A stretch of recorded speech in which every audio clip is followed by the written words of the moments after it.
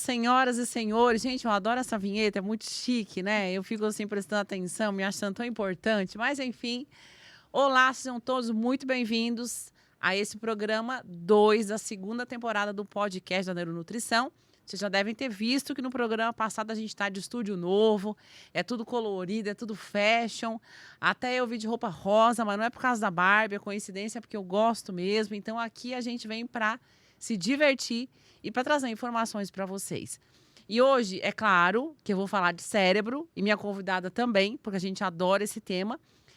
E antes de a gente começar, aproveita e me segue aqui no canal do YouTube, me segue nas redes do Spotify e também compartilha esse vídeo com aquele amigo ou amiga que você acha que o juízo já está meio comprometido, que anda meio mal-humorado, anda meio irritado. E isso com certeza vai ajudar bastante ele a começar a tomar mais cuidado com o cérebro, porque é um órgão, e o sistema nervoso precisa de muito cuidado. A gente só vai tomar conta dele, só vai prestar atenção quando ele começa a reclamar, quando está esquecido, irritado, quando não dorme. Aí que você vai prestar atenção, né, assim, quanta coisa ruim que você está fazendo para o seu cérebro. Mas com a gente aqui no podcast, a gente vai fazer você se preocupar mais e não deixar o seu cérebro ficar assim, não. Então, compartilha esse vídeo com quem você acha que está precisando. E aí, a pergunta que eu quero começar fazendo é: será que o seu cérebro está saudável? Você sabe se ele está bem? Como é que você sabe que o seu cérebro está saudável, está dando o melhor que ele pode? Você está focada da melhor forma possível, com a memória em dia, dormindo bem, sem alteração de humor, sem se sentir irritada. Como é que você sabe que você está na sua melhor saúde cerebral possível?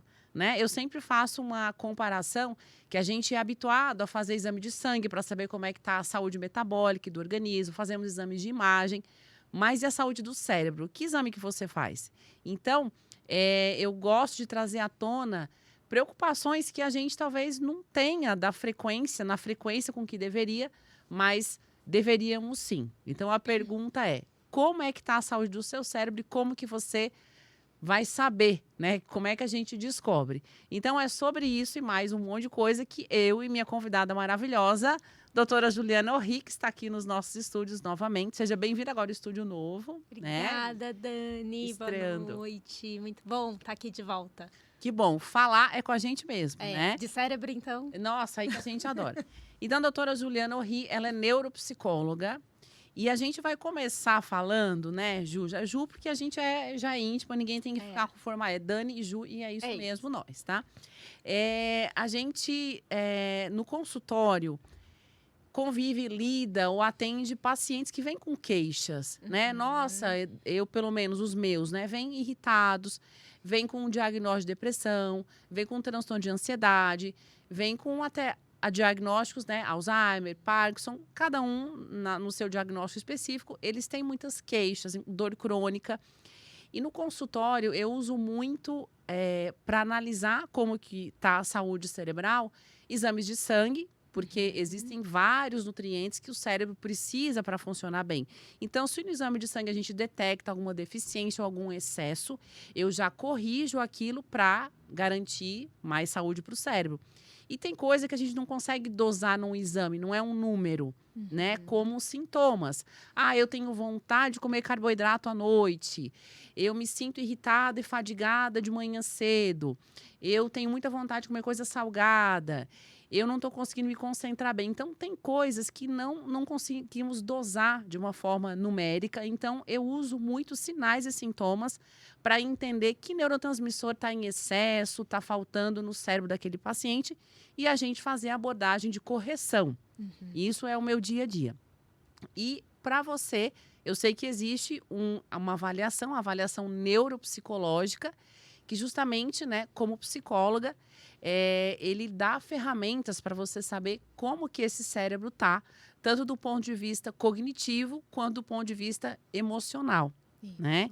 Então, eu gostaria que você falasse sobre esse teste, falasse sobre, né, os detalhes dele e para quem que ele é indicado, né? Pode liberar que os microfones são seus. Na verdade, Dani, como é que o paciente chega até mim, né? Então, por que o paciente vem fazer uma avaliação neuropsicológica? No geral, o médico, ele já passou por algum médico, então pode ser, no meu caso, como eu atendo adulto e idoso, vamos dar o exemplo de geriatra ou neurologista, mas a avaliação neuropsicológica também serve para crianças, adolescentes, e aí o médico de cada faixa etária, geralmente a família ou essa criança ou esse adulto ou esse idoso, chegam com uma queixa, ou tá com dificuldade de aprendizagem, ou tá com falha de memória, tá estressado, e faz alguns exames clínicos. Quando é principalmente memória, o médico já pede uma ressonância, né, que é uma foto do cérebro.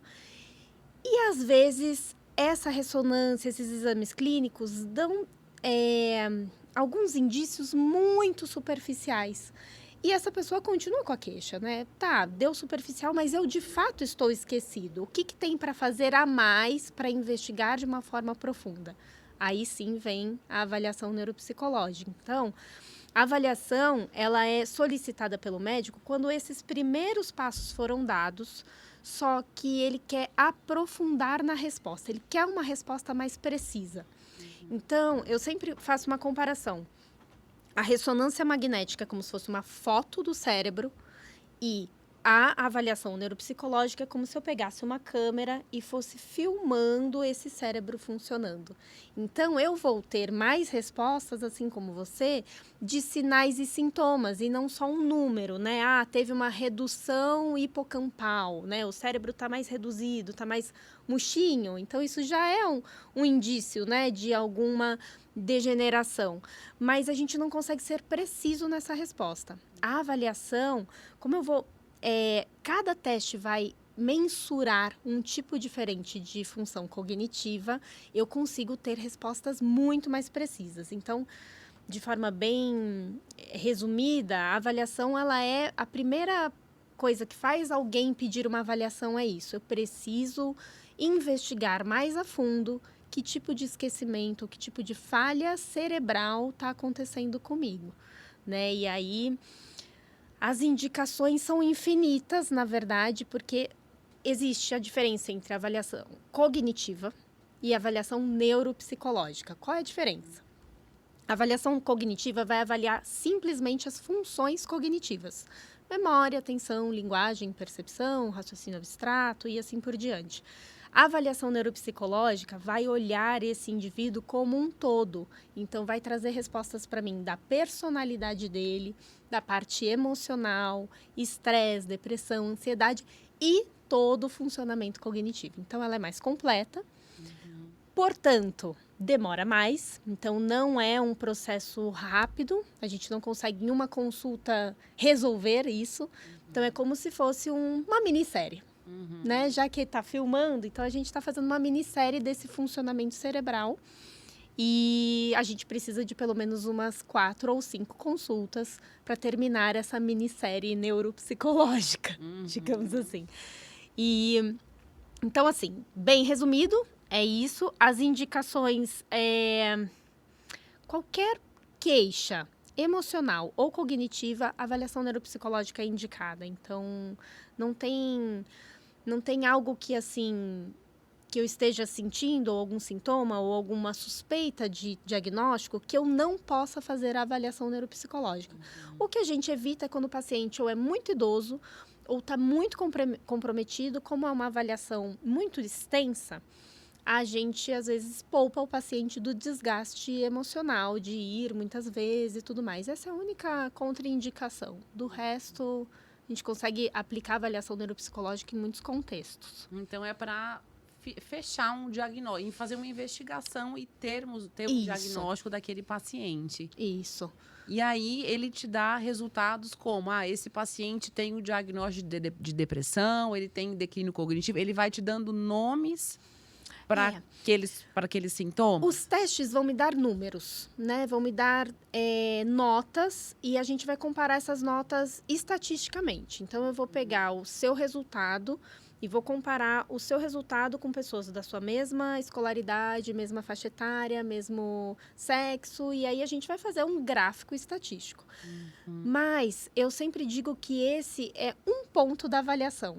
Né? Por que a gente precisa conhecer o paciente antes? Por que tem que ter uma anamnese? Por que eu colho a história de vida desse paciente? Porque o número, ele é igual para muitos. Uhum. Mas essa história de vida, esse bastidor, né, ele era muito bom em matemática e física quando tinha 15 anos, né? E hoje, se eu peço para ele fazer um cálculo mental simples, ele não consegue. Essa comparação me dá muito mais resposta do que um gráfico abaixo ou acima da média, entende? Uhum. Então, o que eu faço? Eu pego esse ponto e junto. Então, eu pego essas informações qualitativas com essas informações quantitativas e aí eu faço um laudo. Então, o laudo é a resposta dessa filmagem cerebral. Então, ele vem com números, ele vem com notas, muitas vezes até com um número de QI. Hoje a gente entende que isso é um pouco ultrapassado, mas os testes dão, e tem muito paciente que faz questão de saber, e a gente traz o número de QI. Medo, né? Você tem medo? Mas a gente traz, né? Porque é uma bateria muito longa, né? Então a gente consegue realmente ter muitos números precisos. Mas, além dos números, a gente tem duas partes, né? Na verdade, cada neuropsicólogo vai produzir o seu laudo da sua forma, né? A minha forma de produzir, eu sempre gosto de trazer a parte quantitativa, gráficos e todos esses dados muito científicos, mas eu gosto de esmiuçar qualitativamente cada função cognitiva, porque ali é como se eu falasse com o médico, com o familiar, de uma forma menos técnica e menos estatística, porque é muito chato, né? Ainda mais a gente que não é dessa área. Sim. De um jeito, como se fosse um bate-papo. Olha, o seu cérebro está funcionando dessa forma. Então, a minha segunda parte do laudo é um bate-papo escrito, tá? Então, esse paciente, ele consegue pegar esse laudo e entender o que está escrito ali, né? Não são só porcentagens, percentis e tudo mais. E para além disso, eu junto essas duas informações e faço uma conclusão.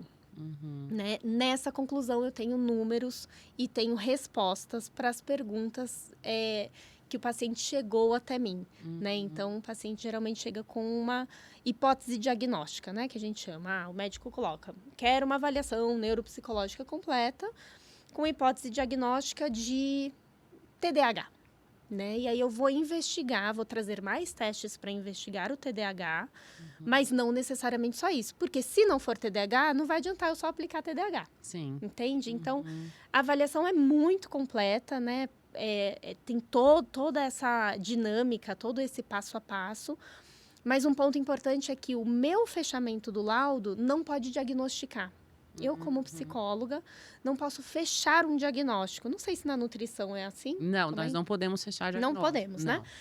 Então, quem na verdade, a área não médica, né? Não pode fechar diagnóstico, mas eu faço uma sugestão de quadro com todas aquelas características muito evidentes. O médico pega o meu laudo de volta, esse paciente faz esse retorno ao médico, pega o laudo, pega o exame de imagem, pega o exame clínico, junta essas informações e ele fecha o diagnóstico, medica e tudo mais. E aí, as informações que essa avaliação fornecem para você, elas também te guiam no atendimento, na psicoterapia. Também é um diagnóstico que é dado pelo médico, informações colhidas por você, mas que esse paciente, ele pode, por exemplo, também fazer o atendimento com você ou com uma neuropsicóloga para tratar aquelas características, aqueles sintomas que foram detectados na avaliação neuropsicológica. Eu falo que, na verdade, assim, essa é uma página, o laudo tem em torno de 27, 30 páginas, geralmente, né? A última página do laudo é a mais legal. Porque o laudo, ele vem com todas essas informações muito técnicas, mas a última página é o projeto terapêutico, né? Então, ok, depois que eu descobri tudo isso, o que eu faço com isso, né? Quais são os caminhos agora que eu preciso trilhar, ou para melhorar, ou para tornar minha rotina mais ativa? E aí, cada paciente vai ter o seu objetivo específico, mas nessa última paginazinha de projeto terapêutico, vem todos os encaminhamentos, né? Então, encaminhamento para geriatra, neurologista, neuronutrição, e aí as reabilitações, os treinos cognitivos. Hoje, na parte prática, assim mesmo, da clínica, hoje na minha atuação, poucos são os pacientes que ficam comigo para fazer a reabilitação por uma questão de agenda. Então, Uhum. eu foquei na avaliação e Aham. montei um time de reabilitação na clínica. Né? Uhum. Então, esses pacientes chegam até mim, são avaliados, diagnosticados, amarrando com o médico, e aí a gente faz todo esse projeto terapêutico com os profissionais da clínica. Então, você vai com o personal, a gente tem um personal que faz atividade cognitiva enquanto está fazendo o fortalecimento muscular, e aí passa pela neuronutrição, passa muitas vezes até pela fisioterapia, se precisa. Então, todos esses encaminhamentos a gente faz nesse dia da devolutiva do laudo. Então, a gente tem essa resposta, né? Sim, e é bem personalizado, né? É. Eu, como a minha parte, né, neuronutrição, eu puxo tudo muito pro lado bioquímico.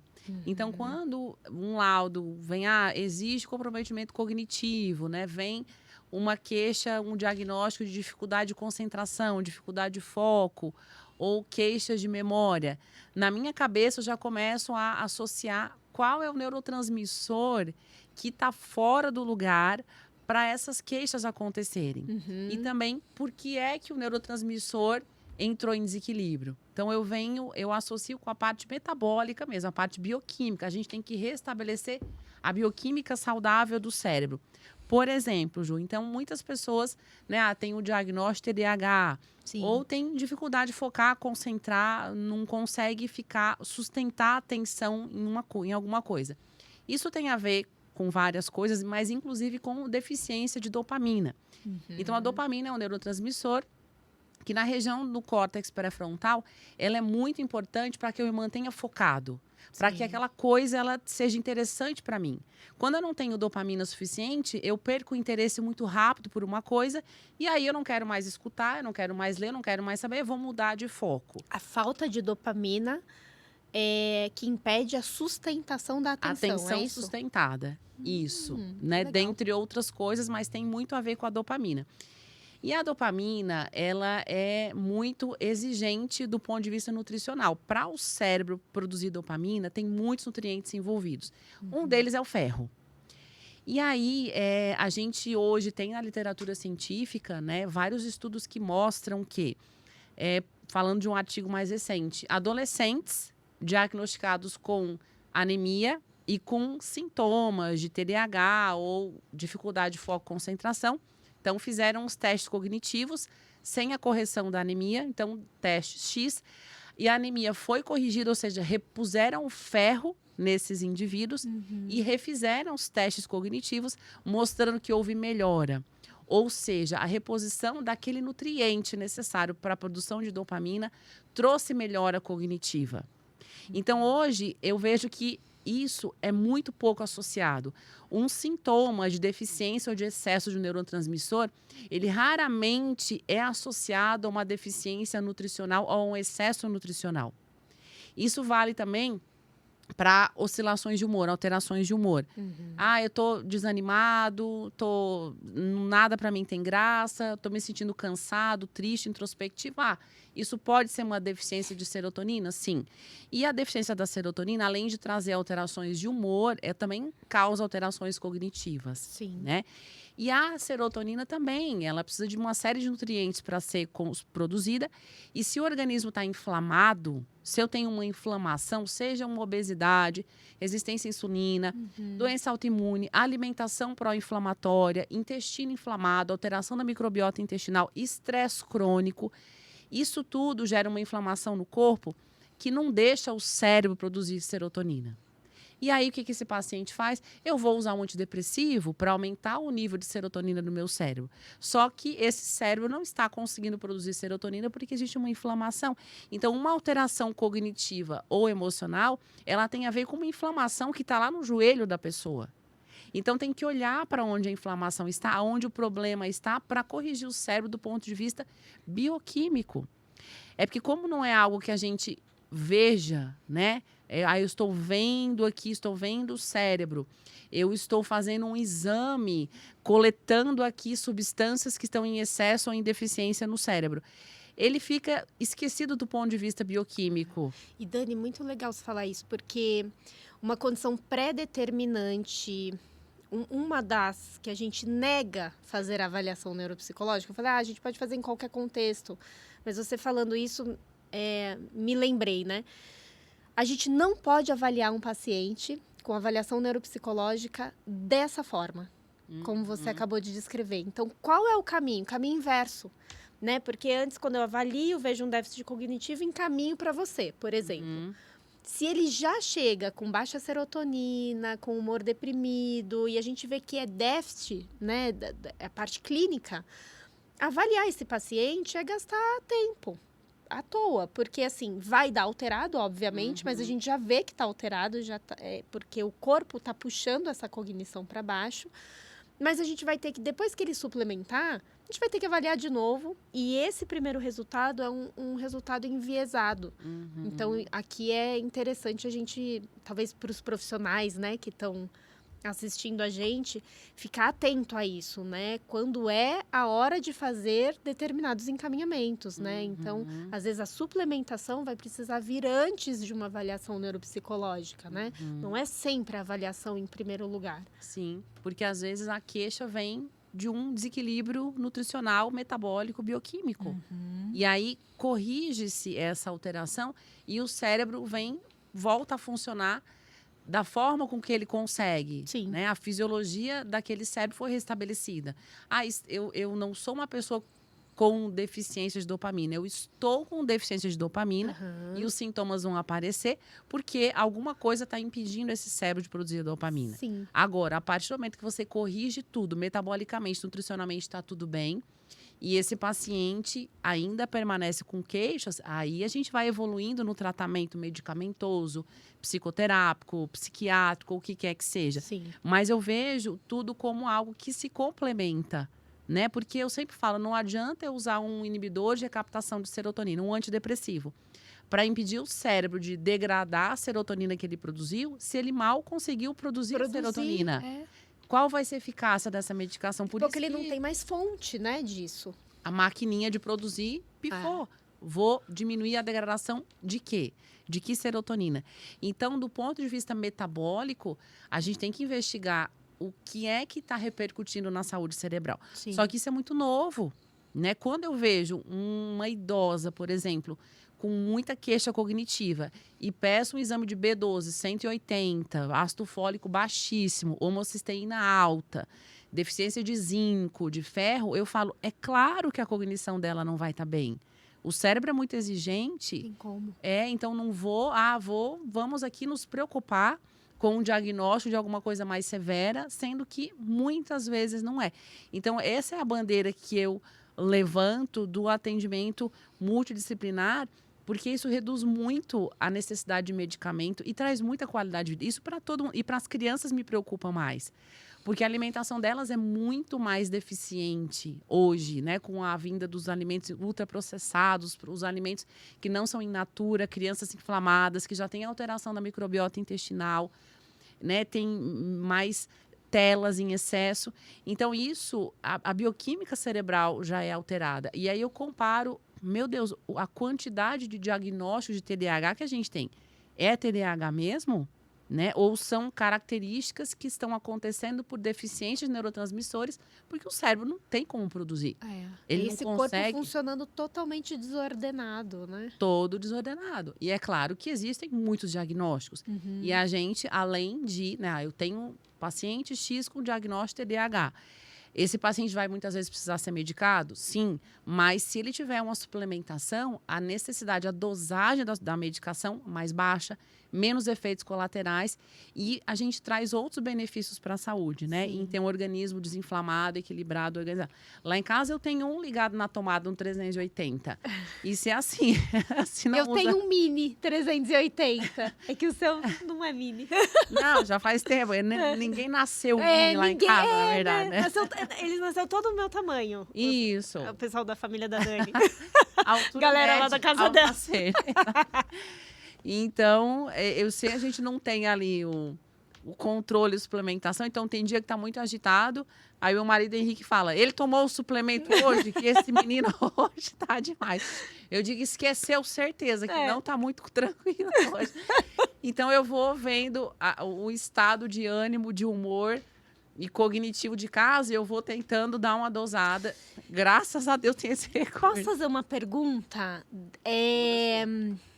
Eu amo o seu assunto, né? Você sabe que eu ficaria aqui te entrevistando também. Mas eu posso suplementar criança a partir de quantos anos?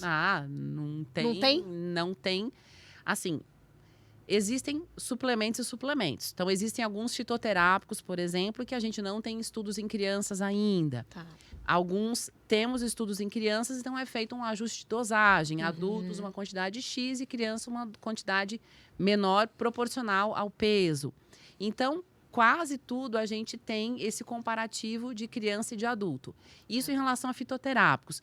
Em relação a nutrientes, complexo B, C, zinco, cobre, isso tudo pode começar a qualquer momento que você detecte que é necessário. Então, enfim, o nutriente que for necessário, se não for adequado o consumo ou se só a alimentação não conseguir repor aquela deficiência, sim, a gente começa a suplementação em bebês, em crianças pequenas, não tem idade. Porque a gente tem um erro de achar que assim, vai suplementar principalmente para cognição, né, para cérebro, depois que está alfabetizado, né, alguma coisa assim. Mas o cérebro, ele vai demonstrando falta de foco, hiperatividade desde meses, né? Sim. 1 ano. Então, a gente consegue ter esse olhar atento, né? Para as crianças. Muito. E isso a gente já começa a observar no próprio histórico da gestação daquela criança. Hoje, muitas... Então, a mãe traz um bebê, uma criança. Eu vou investigar como foi a gestação. Porque muitas coisas que acontecem durante a gestação têm uma interferência imensa sobre a neurogênese daquele bebê. E isso vai aparecer ao longo de toda a vida. Então, inclusive, diabetes gestacional, obesidade gestacional, infecções recorrentes, inflamações no organismo materno, estresse gestacional, deficiência nutricional, alimentação pró-inflamatória, contato com pesticidas, poluentes, metais pesados. Isso tudo é muito impactante sobre a neurogênese, sobre a saúde cerebral do bebê. Então, essa mãe, que a gente já vê esse histórico na gestação, a criança, nós já ficamos, né, de olho e, enfim, em havendo alguma queixa, a gente faz um link com a gestação. Então, assim, eu sempre falo que o cuidado com o cérebro de um bebê, ele começa quando é óvulo e quando é espermatozoide. Porque a gestação inteira o cérebro vai estar exposto. E a gente acha que, não, tá ali fechadinho, eu vou fazer o que eu quiser, o cérebro do bebê já está geneticamente programado como ele vai ser. Não. A epigenética é muito pesada. Inclusive, esse diagnóstico elevado de transtorno do espectro autista e TDAH e esquizofrenia é muito associado ao ambiente da mãe. Gestacional. Muito. Então, a gente tem hoje mergulhado muito em como podemos fazer para reduzir os riscos dessas alterações da neurogênese. Principalmente no transtorno do espectro autista e no TDAH, que está muito evidente para a gente o aumento da prevalência. Né? Então, tanto do ponto de vista gestacional e a própria introdução alimentar, o ambiente em que o bebê foi, né, que ele cresceu, se desenvolveu, os estímulos, as telas. Então, é muita informação para uma neurogênese, para um processo de desenvolvimento cerebral que perdura muitos e muitos anos depois de a criança ter nascido, esses circuitos neuronais. E não tem como manter o mesmo cuidado que tinha antes, né? Porque eu ouço muito isso, né? Eu acho que a nutrição, não sei, acho que a psicologia sofre mais preconceitos, né, nesse sentido. Mas antes ninguém ia para psicólogo, ninguém estava deprimido, era uma chinelada, uma louça para lavar, né? Na nutrição também, antes ninguém tomava esse suplemento. Come direito que não tem esse problema. Chinelo na mesa, pra comer tudo. E, na verdade, a gente entender que o nosso ambiente externo, ele mudou muito, né, assim, de algumas gerações para cá, né? Então, o ambiente muda, o corpo muda, o organismo muda, né? Funciona assim. E se a gente não atualizar os estudos, se a gente não conseguir acompanhar essas mudanças, né? E é por isso que a neuropsicologia, junto com a neurociência, né? Tá tão estudando o tempo todo, a cada 6 meses a gente tem muitos estudos novos, né? Para medicações também, para suplementação também, né? Porque a gente não adianta a gente achar que com a gente deu certo muita coisa. Talvez com os nossos filhos não vá dar, mas né? com a gente deu um monte de coisa errada Deu também. errado, deu errado. Só tá vendo a parte que deu certo. A parte que deu errado a gente não Hoje a gente só mostra o que deu certo. o que deu errado a gente deixa... Esquece. Os bastidores. Deixa eu falar. Exatamente. Ju, e me fala um pouco da sua prática clínica. O que é que você tem percebido mais, assim, tanto de queixas dos pacientes, o motivo, né, os motivos que fazem com que eles procurem uma avaliação neuropsicológica ou tenham um encaminhamento de avaliação neuropsicológica ou mesmo um acompanhamento, um tratamento com você. E o que você tem mais visto nos seus resultados? O que está assim, gritando para que você observe que são diagnósticos ou são características que estão muito recorrentes, né? Do que nosso cérebro está sofrendo, pelo seu ponto de vista no consultório? Dani, há 3 anos atrás a minha resposta seria outra. Mas, devido ao que a gente passou, né? Por conta da pandemia, e pelo meu público ser um público idoso, os nossos idosos, eles deprimiram, né? Então, muitos deles talvez nem procurassem avaliação neuropsicológica, porque esses esquecimentos nem apareceriam. Porque a maior parte, posso, assim, chutando alto, óbvio, mas assim, em torno de mais de 80% dos pacientes que hoje eu avalio chegam com queixa de esquecimento. E aí, quando a gente fecha o laudo, a gente vê que esse esquecimento é fruto de toda uma perda social, de humor emocional, de isolamento, de medo, de estresse que passou, perdas de pessoas, né? Então, antes, o envelhecimento cerebral, essa redução volumétrica, isso falava mais alto, né? Então, envelheceu, reduziu hipocampo, deu falha de memória, estamos aqui com o CCL, né, que é um comprometimento cognitivo leve, e aí num caminho para demência. Esse é o quadro básico, mas hoje não. Hoje a gente vê um idoso que se queixa de esquecimento, que já não consegue mais dar conta, então tem um impacto funcional nas atividades de vida diária, mas você investigando lá no fundo, era um idoso que eu fiz uma devolutiva essa semana, de um senhor assim, presidente do clube, organizava bingo, organizava um monte de coisa, viajavam 3, 4 vezes por ano, assim, para fora, dançava nos bailes com a esposa e tudo mais. Quem traz ele é a filha, dizendo, eu não sei o que aconteceu, mas depois da pandemia, então tem essa fala, né, que é muito recorrente, o meu marido tá com preguiça, né? Então, é uma depressão clássica, né, a gente vê, mas não é, nesse caso, eu acho, veja se eu posso falar isso, tá? Me corrige, mas existe a depressão, que é a falta, né, bioquímica, e nesse caso eu acho que é o contrário, né? Então, é uma depressão que foi tornando toda essa bioquímica escassa, né? E aí essa cognição vai rebaixando. Esse paciente em especial já abriu um quadro de demência. A devolutiva foi um teatro, assim, tinham acho que 8 pessoas da família para ouvirem eu dar a devolutiva. Foi uma devolutiva super difícil, porque era uma pessoa extremamente ativa e o chefe de família, né? E por conta da parte emocional, do isolamento social, a gente não tem ideia de como a parte social ela é importante. Nós somos seres sociáveis, né? É fácil eu falar isso, você falar, né? Porque a gente é mesmo. Tímida. A gente introspectiva. Calada, quieta ali, não fala com ninguém. Mas eu adoro um momentinho, eu e meu livro, assim. Sim, tem mas que ter, né? Algumas pessoas, né, que são mais tímidas e introspectivas, talvez possam olhar para essa minha fala e dizer, não, eu não preciso.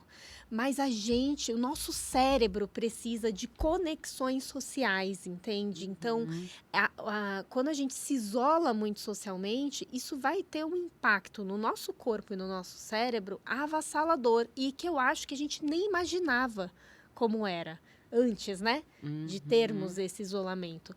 Os idosos sofreram mais porque são pacientes de alto risco, né? E os filhos, de fato, assim, prenderam esses idosos em casa, por amor, óbvio, né? Mas eram aquelas cenas das varandas, né? De todo mundo dando tchau à distância. E isso arrasou com todo esse emocional e essa cognição. Então, hoje, se eu pudesse dizer o que está ganhando, assim, ainda é um efeito pós-Covid, trazendo um monte de diagnóstico neurodegenerativo aí para o cérebro.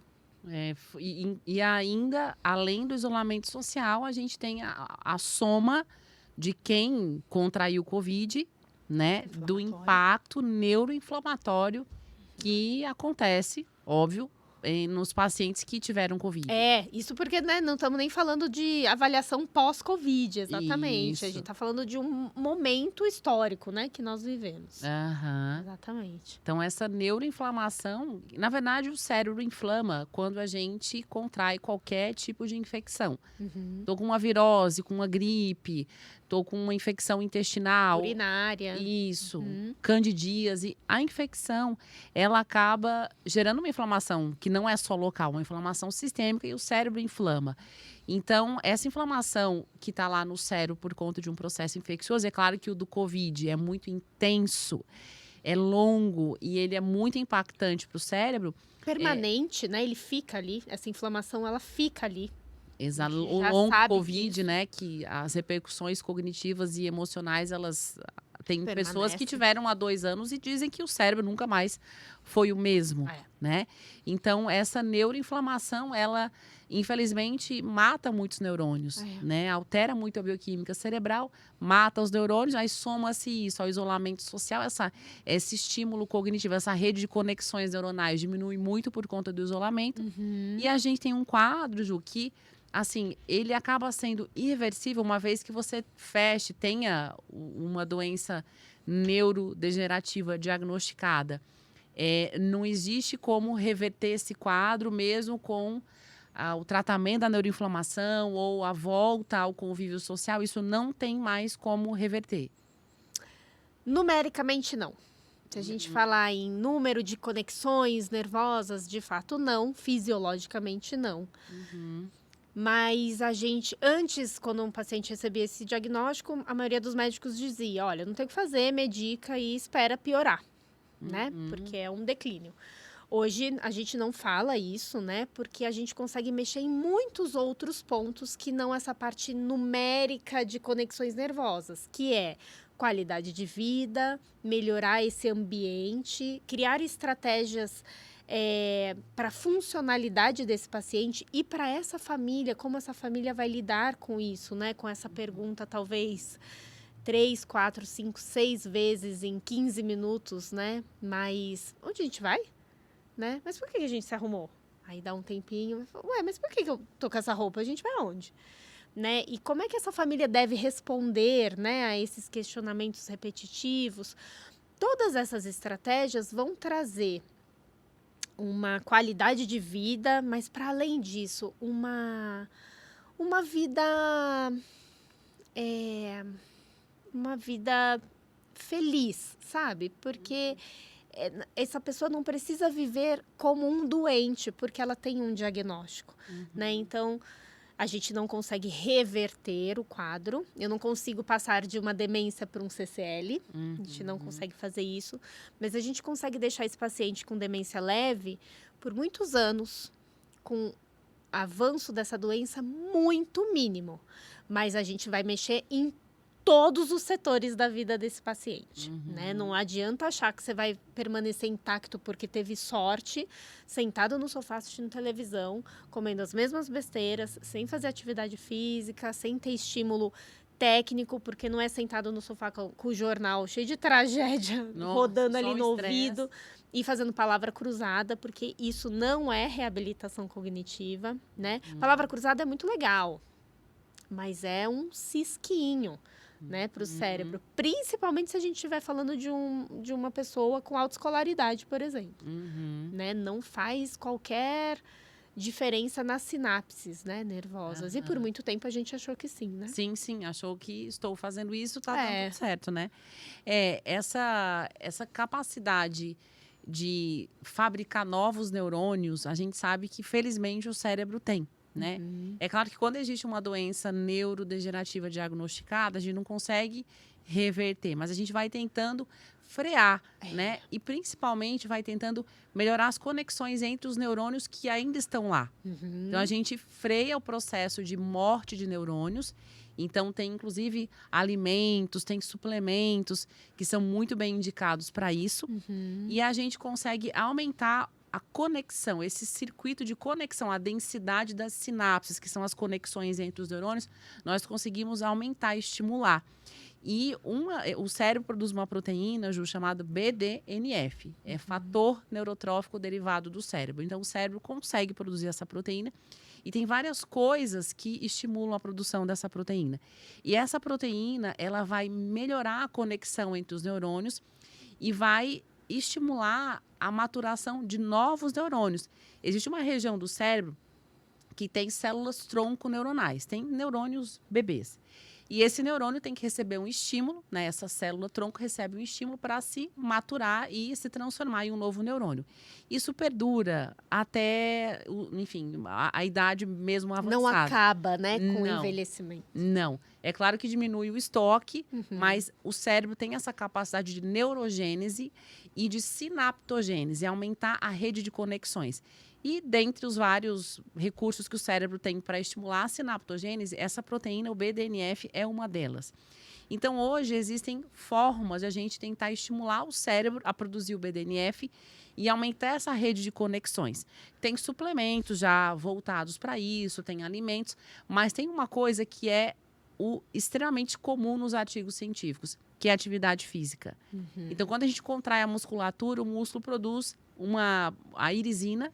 A irisina vai até o cérebro e estimula a produção de BDNF. E eu li, inclusive, ontem um estudo que eles fizeram com um indivíduo já acima de 65 anos, que tinha um certo grau de declínio cognitivo. E eles fizeram um trabalho com 40 minutos de caminhada por dia. E aí colocaram lá as intensidades. 40 minutos de caminhada por dia.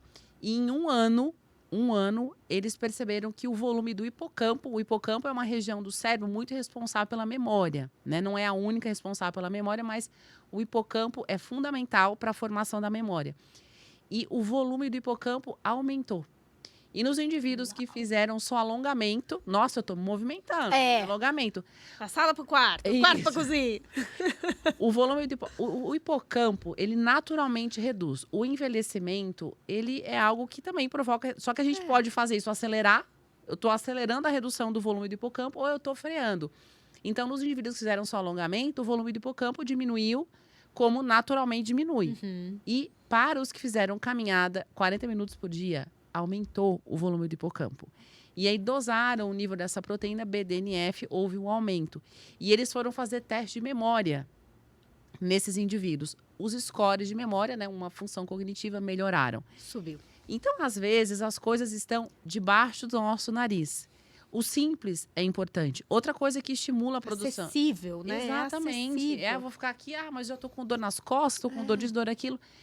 Né? Eu sei que é claro que existem muitas limitações, mas alguma coisa ela combina, ela cabe nessa rotina, né? Não é possível, né? Eu sou mais brava, assim. Não é possível que mas você não que consiga inserir uma caminhada na sua rotina. Isso. Porque a gente sabe, na verdade, qual é o benefício disso, né? Então... Exatamente. E o estresse que os idosos, né, só citando, não são só eles que passaram por esse estresse do isolamento. Sim. Todos nós, né, com um nível de cortisol elevado, que é o hormônio do estresse, digamos assim. O cortisol, ele lesiona o hipocampo. Então, a gente está num meio que a gente tem o bombardeio ao hipocampo e tem o estímulo de neurogênese. E aí, a gente tem que escolher onde a gente quer ficar. Porque não adianta percebermos o declínio cognitivo, não adianta a gente, né, perceber aquelas características, ter um diagnóstico, ter um laudo e, nossa, que azar, eu vou agora só tomar meu remédio e vou rezar para não piorar. Tem seja muita Deus coisa. Quiser, né? Aquela coisa do entrega a responsabilidade da minha saúde, né? Exatamente. Pro externo. Exatamente. Então, tem bastante coisa que precisa ser feita. E as pessoas precisam saber disso. Que o cérebro tem uma infinidade de tratamentos. Primeiro, tem uma infinidade de formas de redução do envelhecimento do cérebro, né? Hoje a gente não passa protetor solar para tentar retardar o envelhecimento da pele. Usamos, né, coisas para diminuir o envelhecimento que a gente consegue enxergar, Sim. rugas. Mas o cérebro tá lá e o envelhecimento dele não é visível, ele é percebido pelos sintomas, pelas emoções, pela cognição. Por nossa academia-chave, nossa, eu acordei tão irritada, noite passada eu não dormi bem. O cérebro, ele vai dizendo que ele não tá bem. E a gente não vai ficar só sentada esperando acontecer. Tem recurso para melhorar. E é claro que eu vou puxar muito, né? Que é o que eu faço, Sim. muito para a parte nutricional, para a parte de nutriente, de estímulos que diversas moléculas químicas conseguem exercer sobre o cérebro. Mas aí é aquela coisa multidisciplinar. Entra a terapia, entra muitas vezes a TO, a fono, a atividade física fundamental, o médico, cada um fazendo a sua parte. Mas o paciente, ele precisa se ter essa consciência, porque muitas vezes ele acha que usei a medicação, pronto, tudo que eu precisava fazer, eu fiz. Esse é um trabalho de formiguinha, né? Na verdade, eu acho que hoje é o nosso maior desafio, né? É ampliar essa consciência desses pacientes e dessas famílias, né, também, de entender que a medicação é um dedinho. A gente tem 10, né? A gente tem muitas possibilidades do que fazer. E se você tem mais de 10 possibilidades e você faz só uma, ainda é pouco. É porque por muito tempo a medicação foi tudo. E de fato era, né? Não tinham tantos estudos. Mas hoje a gente tem tantos caminhos, né, para essa reabilitação, para estimular essa neurogênese, mesmo num cérebro adoecido, né, que a gente precisa entender que pelo menos 7 dedos precisam ser usados e não só um. Né? Medicação, acompanhamento, rotina, ambiente, atividade física, alimentação, suplementação, que são 2 coisas diferentes, né? Não adianta eu suplementar e comer mal. Não adianta comer bem e às vezes não suplementar. Suplementar com uma dieta ruim é jogar dinheiro e investimento no lixo. A mesma coisa para o treino cognitivo. Não adianta só ficar fazendo a palavra cruzada. Mas você pode fazer a sua palavra cruzada e 2 vezes na semana fazer um curso novo de alguma coisa. Entra numa aula de música, numa aula de dança, numa aula de instrumento, de línguas, né? Existem infinitas. Uma vez por semana vou ao cinema com o intuito de fazer uma resenha do filme, né? Uma resenha crítica. Isso é um estímulo incrível. E que a gente faz, quando mais jovem, de forma muito natural. A gente faz isso. Hoje eu vou assistir esse documentário e eu vou tirar isso para a minha vida. O envelhecimento, ele vai trazendo um bordão que é, não precisa mais. Não precisa mais, né? E o envelhecimento, eu não tô falando só daquelas pessoas com 80 anos, A partir do momento que você se sente envelhecendo, você inconscientemente começa a pensar assim, não precisa mais, não precisa ir mais para academia todo dia. Eu já sou bem assim, tô eu não tenho mais idade para ficar me preocupando, para ter um corpo lindo, mas não é um corpo lindo, né? É um corpo saudável, um corpo forte, é um corpo alongado, em movimento, que vai te levar, né, por mais anos para os lugares, né?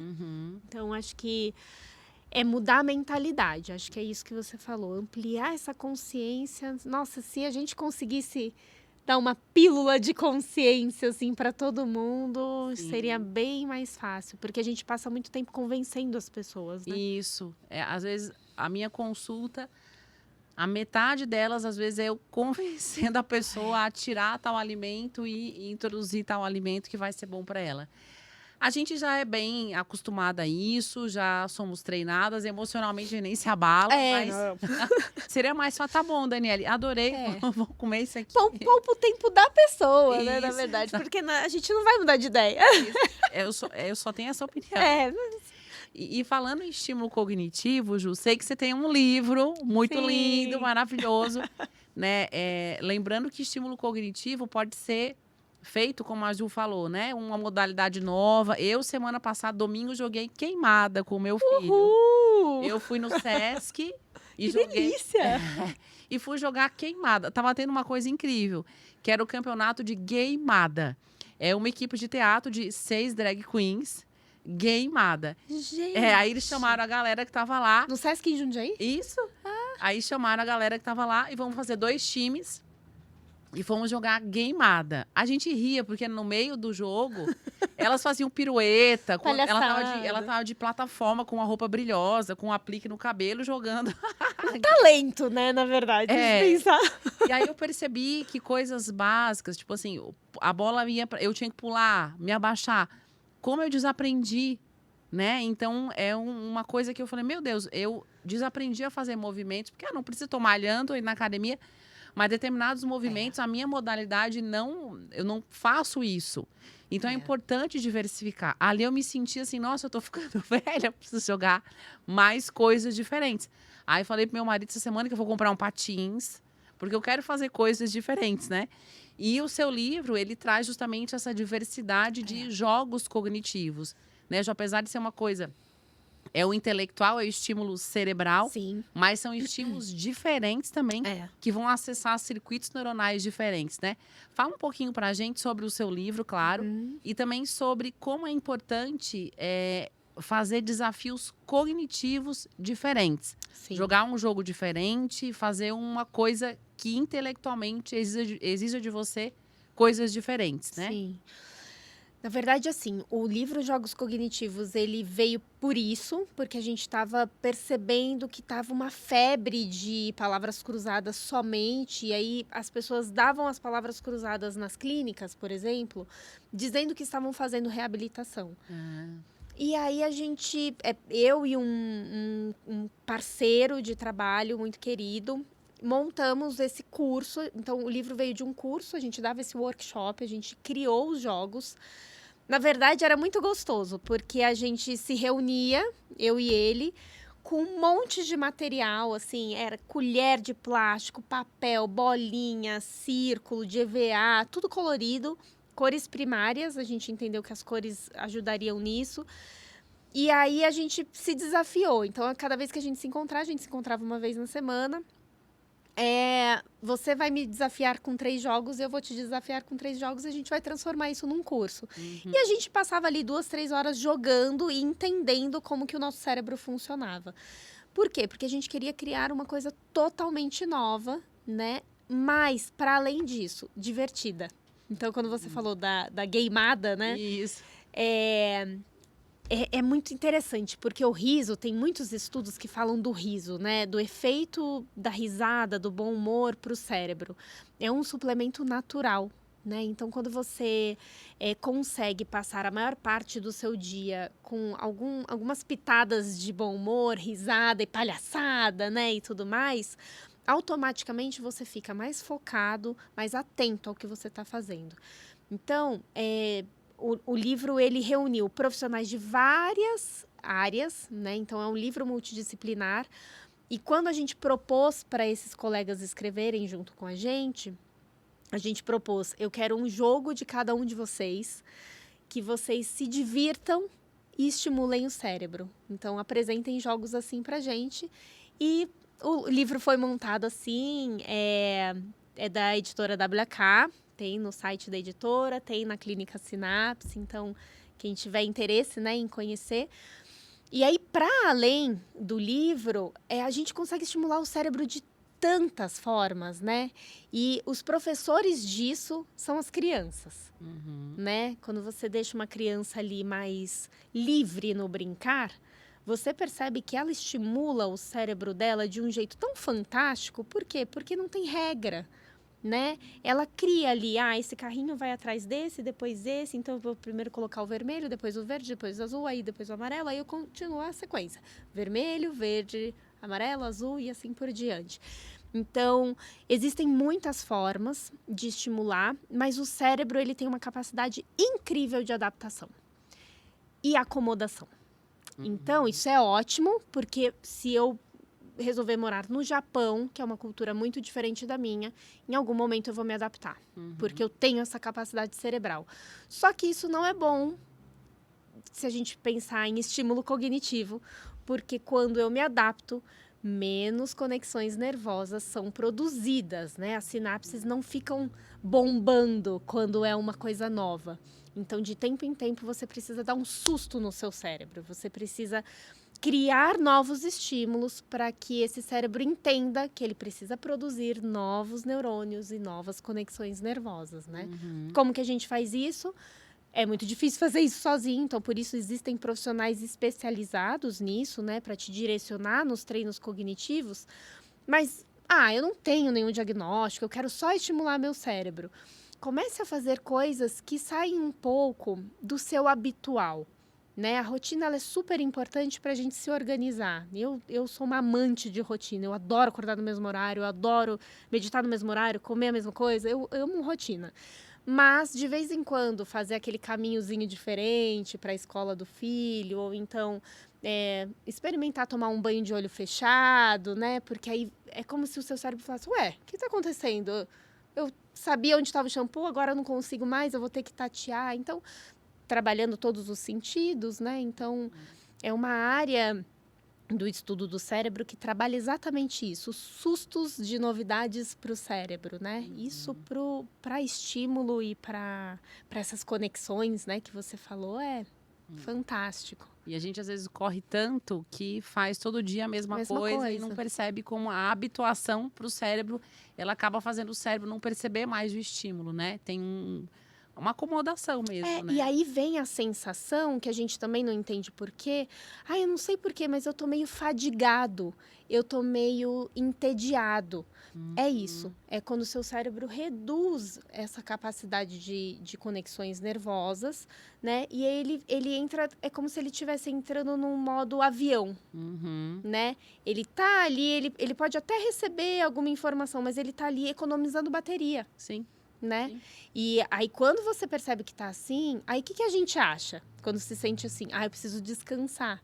É o contrário, você precisa ativar de outro jeito para toda essa bioquímica, essas novas sinapses voltarem a funcionar.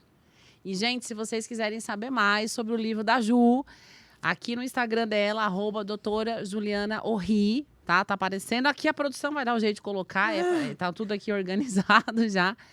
Sigam ela no Instagram e lá vocês podem conversar, perguntar, saber mais sobre o livro e também conhecer o trabalho da Ju, que é maravilhoso, né?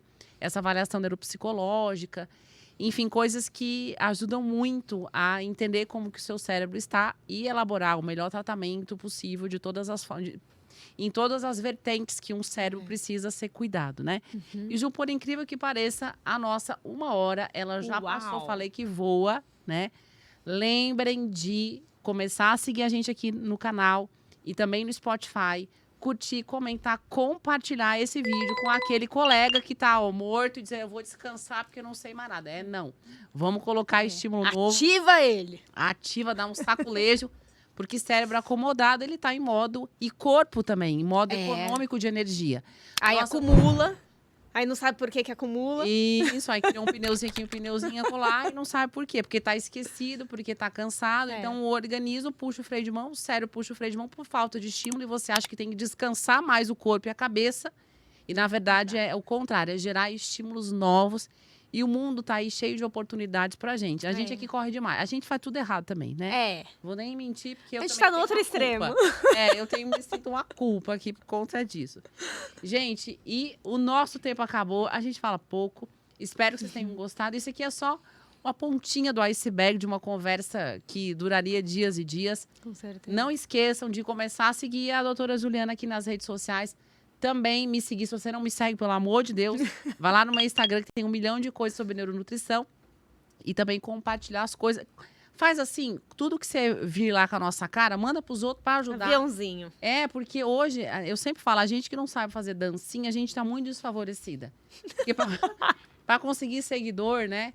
Vamos fazer as danças para estimular novas conexões, Ju. Olha aí, ó. Quem sabe o teste do estímulo cognitivo pra gente. Olha, aparecendo a dica aqui. E, Ju, muito obrigada. Obrigada, Adoro Dani. receber você aqui, porque a nossa conversa flui. Eu acho seu trabalho incrível. E sou muito, assim, fico muito contente de poder contribuir com o que você faz, a gente somar os nossos trabalhos. E eu fico feliz por você entender, assim, a importância que você tem para a vida das pessoas e entender que uma pessoa, um ser humano que você cuida, é uma mistura de diversos cuidados em diversas áreas simultâneas. Então, você realmente olha para o paciente, para a necessidade dele. E eu fico feliz de poder compartilhar isso com você, né, lá na Sinapse. Siga a Sinapse também. Produção, bota aqui no Instagram, te vira para achar o da Sinapse. Vou escrever aqui em algum lugar. E, Ju, pode dizer para o povo aonde que eles te acham. Tudo, até a polícia, onde eles te acham, diga, para não ficar escondida. Viu? Na maior parte do tempo na Clínica Sinapse, ao lado da Dani, que é uma pessoa que eu tive a honra de conhecer. Eu tenho muito orgulho de hoje estar no seu caminho, assim, e estar aprendendo com você. Mas, para além disso, aulas de pós-graduação, segundo livro Jogos Cognitivos saindo aí com parte motora agora, porque a gente entendeu que a parte motora precisa estar nos jogos cognitivos. Então, mas no Instagram vocês sabem tudo em primeira mão. Então, o Instagram é o canal mais direto para me encontrar e papear comigo. Isso, inclusive, podem deixar aqui nos comentários assuntos que vocês queiram que a doutora Juliana volte para conversar. E também, se tem alguma pessoa, algum convidado que vocês achem interessante para a gente chamar, para a gente bombardear ele aqui também. Boa. E nós gostamos de bombardear de perguntas, né? Obrigada, viu, gente? Até o próximo programa. Obrigada, Ju. Obrigada. Adorei. Também. Obrigada, Dani. Até a próxima, gente.